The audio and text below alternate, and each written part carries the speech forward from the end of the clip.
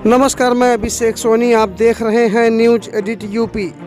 2022 के विधानसभा चुनाव में 5वें चरण के 27 फरवरी को होने वाले मतदान का अब श्रावस्ती के 290 विधानसभा में चुनावी सरगर्मियां तेज हो चुकी है।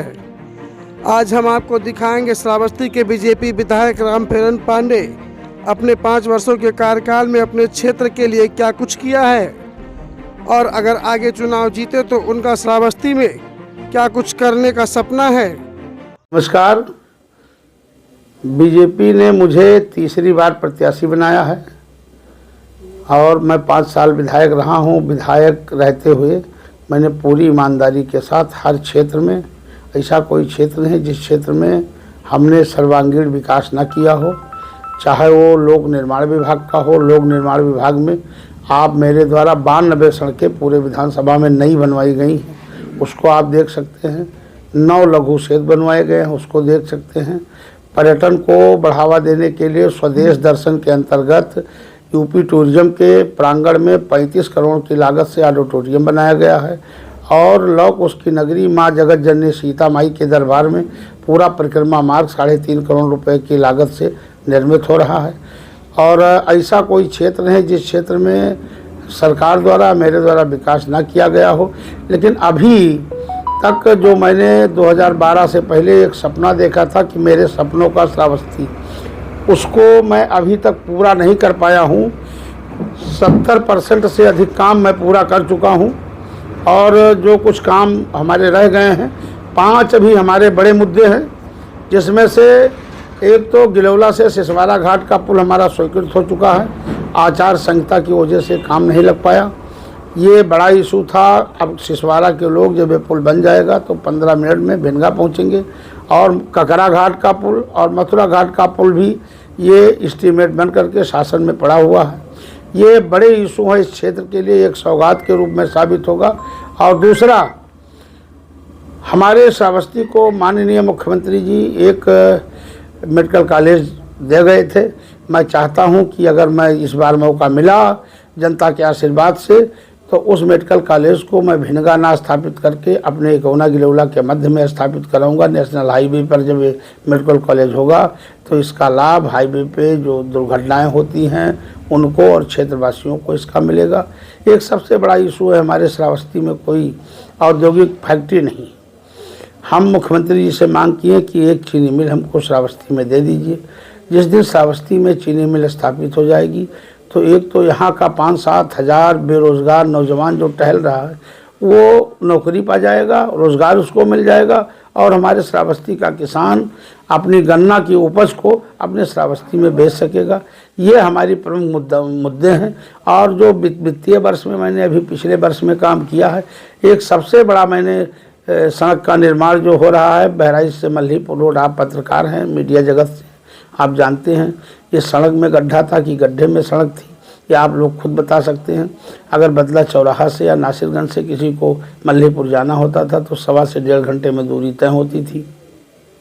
किसी बहन को अगर डिलीवरी की शिकायत है, अगर गाड़ी में लाद लिया तो रास्ते में इतने गड्ढे थे, रास्ते में डिलीवरी हो जाती थी, इतनी दुर्दशा थी। मैं धन्यवाद देना चाहूँगा अपने पूज्य योगी आदित्यनाथ जी को और अपने उप मुख्यमंत्री केशव प्रसाद मौर्य जी को, जिन्होंने 30 किलोमीटर लंबी सड़क 73 करोड़ 3,37,000 रुपया की सौगात दे करके उस पर काम लगवा दिया है। काम चल रहा है। अब 2-4 महीने में उस रोड से गुजरने वाले सभी लोग लपलपाती हुई, चमचमाती हुई सड़क पर अब दूरी बदला चौराहा से, गौसपुर से 10 से 15 मिनट में मल्हीपुर तक तय करेंगे। ये हमारे बड़े बड़े मुद्दे हैं। आपको बताते हुए मुझे प्रसन्नता की अनुभूति हो रही है कि आपके गिलौला के नहर का पुल जिस दिन पिछले साल जब टूटा, मैं मौके पर पहुंचा तो हमारे जल संचय मंत्री जी ने 5.25 करोड़ की लागत से उसका एस्टीमेट बनवा करके पुल को नीचे से उठा करके और ऊपर तक नया बन चुका है।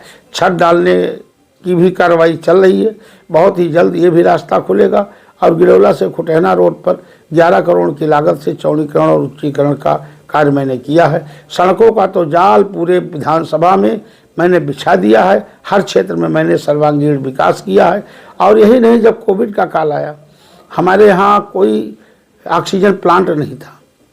मैं धन्यवाद देना चाहूँगा अपने कार्यकर्ताओं को कि जो उस समय मजदूर, प्रवासी मजदूर बाहर से आ रहे थे, उनको लंच पैकेट और राशन देने का काम हमारे कार्यकर्ताओं ने किया है, जन जन तक जा करके कि कोई प्रवासी मजदूर, कोई पेशेवर मजदूर अनाज के लिए भूखों न मरे, और लोगों को राशन देने का भी काम किया है।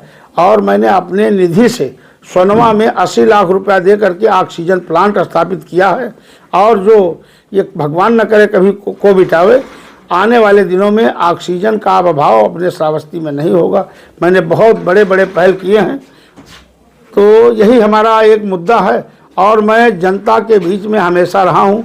मैं बड़ों के बीच में अपने दादाओं के लाल के रूप में रहा हूँ, माताओं के बेटा के रूप में रहा हूँ, और अपने नौजवान साथियों के भाई बनकर के रहा हूँ, और बच्चों की परछाई के रूप में मैंने काम किया है।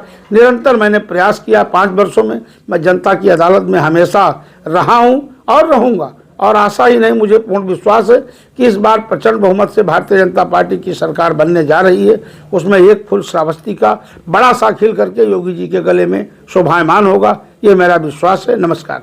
अच्छा, आप सड़कों की जाल की बात कर रहे हैं, कहीं ना कहीं यहाँ की जो जनता है उसकी चाहत ये है कि हवाई का जो जाल यहाँ बिछाया गया था, हवा का जाल उड़ान भरने का, वो कहीं ना कहीं पीछे हो गया है। पीछे कहीं नहीं हो गया तो हम आपको बता नहीं पाए। ये मैं धन्यवाद देना चाहूँगा अपने पूज्य योगी आदित्यनाथ जी को और मोदी जी को।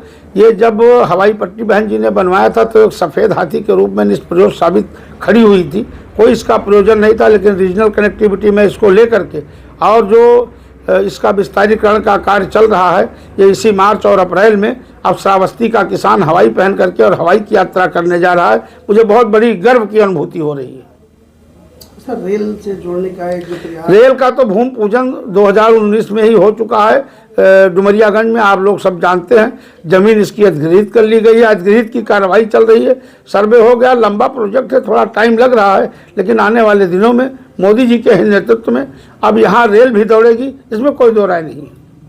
क्या इस बार यूपी में पूर्ण बहुमत से बीजेपी की सरकार बनेगी? पूर्ण बहुमत से बीजेपी की सरकार बनेगी, और आप ही लोग उसको सर्वे करके बता रहे हैं और बताएंगे कि भाजपा के अलावा और किसी के पास कोई विकल्प ही नहीं है।